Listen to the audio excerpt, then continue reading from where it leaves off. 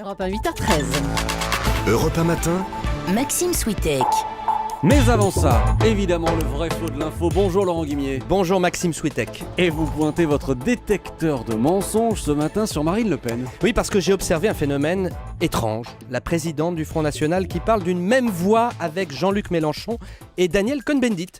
C'est à propos d'Edward Snowden, vous savez, cet ancien consultant qui a révélé comment nos alliés américains nous ont espionnés pendant des années. Snowden cherche une terre d'asile et les trois, Mélenchon, Le Pen, Cohn-Bendit, ont dit en chœur la semaine dernière: pourquoi pas la France ? Pour Marine Le Pen, en tout cas, c'était juridiquement possible. J'ai été la première à proposer que la France accorde de l'asile politique à M. Snowden. Il répond intégralement à l'ensemble des critères. Alors, Marine Le Pen est très claire, elle affirme que la France pourrait juridiquement accorder l'asile politique à Snowden. Vrai ou faux ? Vrai. Et je dis vrai, et c'est pas si simple que ça, vous allez comprendre. Le droit d'asile est régi par les textes identiques en France depuis la fin de la Seconde Guerre mondiale. Premier texte, la Convention de Genève de 1951 qui définit 5 cas dans lesquels un État peut accorder le statut de réfugié à une personne qui en fait la demande.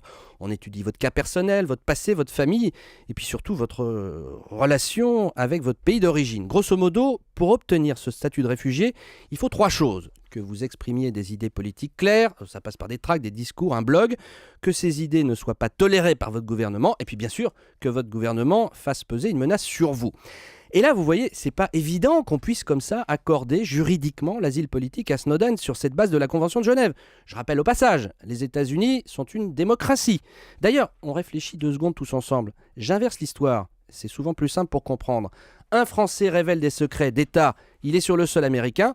Est-ce qu'on va trouver normal que les États-Unis en fassent un réfugié politique ? C'est pas certain. Donc on peut dire que Marine Le Pen s'est un peu emballée ? Non, parce qu'elle invoque une autre voie que la Convention de Genève. Il s'agit de l'asile politique au sens d'un autre texte, au sens de la Constitution française de 1946, et qui a déjà été utilisé par le gouvernement.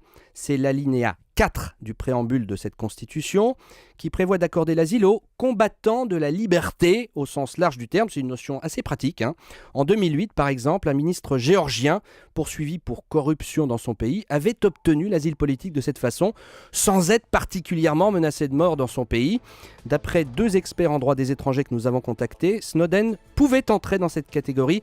Je parle à l'imparfait parce que, on le sait, la France a officiellement fermé cette 2e porte. C'était jeudi, jour de la fête nationale américaine. Oui, la porte s'est refermée. Merci Laurent Guimier.